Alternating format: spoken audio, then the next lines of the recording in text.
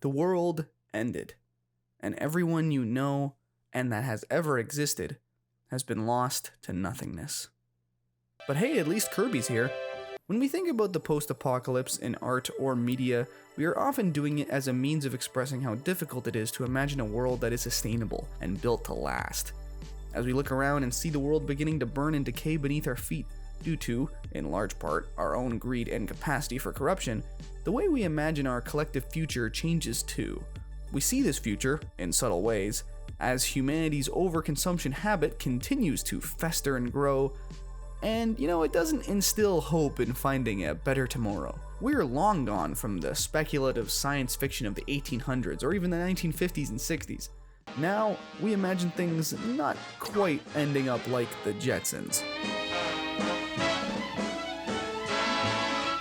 One can't help but only imagine it all going to crap rather than actually getting better. It's the expression of the way we live now just can't last, in an aesthetic, a setting even. Whether it be zombie apocalypse, an AI uprising, climate change, nuclear war, or, summoning digital demons, the end is seemingly nigh. There are many video games that are set in the post-apocalypse or during an apocalypse. For games in the Shin Megami Tensei series, the end of the world is well tread upon territory, and those are games with a lot of dialogue and gameplay that centers around existential questions and strategy. So, why would a game like Kirby and the Forgotten Land be set in what looks like a post-apocalypse? It's not Fallout or Disco Elysium. It's Kirby. Bright, colorful visuals, cute, child-friendly design. End of the world. Yeah, I don't know. One of these things is not like the other. Feels kind of weird at first, yet, it surprisingly works for the game. But why? And how? First off, let's consider that this is Kirby's first fully 3D adventure game. The closest we ever got to this was Kirby's Blow Up Blast on 3DS, which was a smaller title that was more like a collection of short puzzle levels. The Forgotten Land, however, is a full adventure, with upgradable power-ups, a world map to explore and conquer, small mini-games to kill time with, a Coliseum mode, and a story with new characters and dynamics at play. Not only that, but it's fantastic, maybe the best Kirby game I've ever played.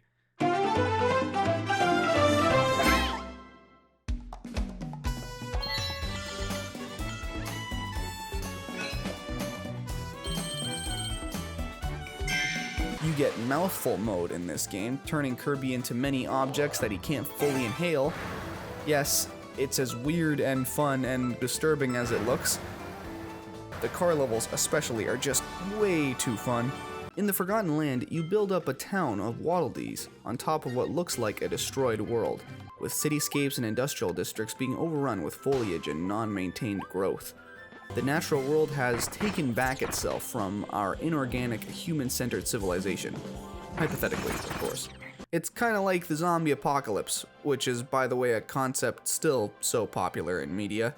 Sure, it was once a smaller metaphor for overconsumption, with some criticism of systemic racism thrown in there too. But nowadays, zombies are often more coupled with the end of civilization than a simple outbreak that could ever hope to be contained. And yeah, zombies are the way we think about humans returning to their quote-unquote natural state, much like moss and foliage-covered skyscrapers. We're not going to work, having names or goals. What about the government? What are they doing? There's no government. Of course there's a government. There's always a government. They're in a bunker or a plane. No, there's no government, no police, no army. No TV, no radio, no electricity. You're the first uninfected person we've seen in 6 days. Just mindless, grazing fields, eating human brains. Which is also, funny enough, the signifier of the thing that humans use to create the growth and development of the modern world. Gotta get rid of those darn brains, they got us here to begin with. That's the future we seem to see for ourselves, rather than that of the super future where we've all advanced past the needs of a supposedly resource-scarce material world. There's a kind of wholeness to it, suggesting that humans can't overcome the realities they face in the long term, whether they be age-old political struggles, or the threat of new technologies, or whatever else. To contrast that with Kirby is a pretty interesting prospect. The Forgotten Land, or as I should call it, the New World, became the way it is through two things: its technological ambition and also, an alien attacking. Yes, okay, so it's not entirely just self-sabotage on behalf of the former residents of the New World, but it still basically is. If they didn't attempt to hold hostage a super powerful alien, their world might not be in tatters. So again, human overambition took hold and boom, apocalypse. You'll be introduced to the ultimate life form, specimen IDF-86. From the moment IDF-86 arrived on our planet, it began a campaign of destruction that threatens the native wildlife of our entire world. Luckily, our research team managed to capture it before it could complete its invasion. So where does Kirby find his way into all this mess? Kirby is a lot like a band of well-organized humans, clearing through areas, eating basically almost everything they come across, and establishing their expanding base of operations. But Kirby is extremely simple, and doesn't necessarily have the nuances and egos that often drive human development apart and into failure.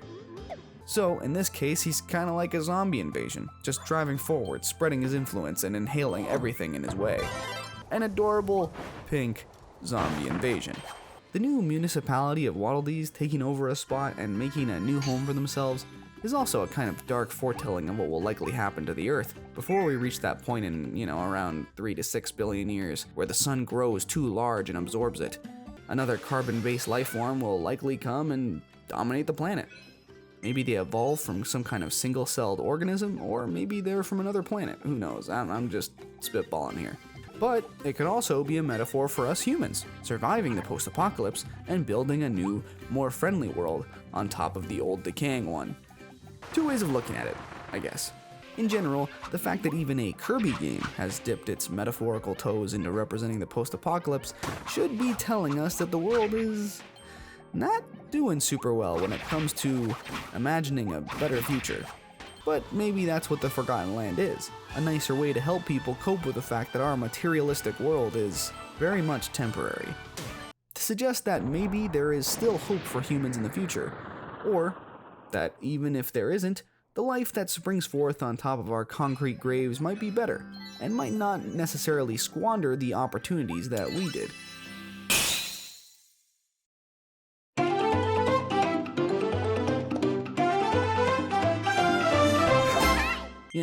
They'll make a coliseum and fight Meta Knight instead of mindlessly rewarding the profit imperative. Oh wait, the Waddle-Dees do seem to have businesses, even for food, despite them seemingly needing to band together to survive. Well, maybe some mistakes are just inescapable. But at least Kirby is there to volunteer for the businesses? Oh man, damn, we are really not learning from anything. And I guess that's what makes Kirby so significant.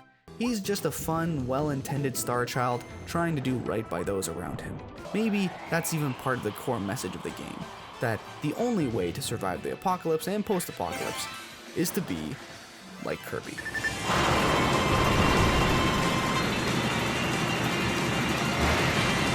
But that's enough huffing glue for one video. There's probably no intended subtext at all for this game, and I'm needlessly overthinking it, but whatever, it's fun nonetheless. And isn't that what the apocalypse is really all about? Having the building blocks of society decay all around you so you can just have fun, forget about those old rules that were holding you back. That kind of thing. Yeah, I really gotta stop huffing so much glue.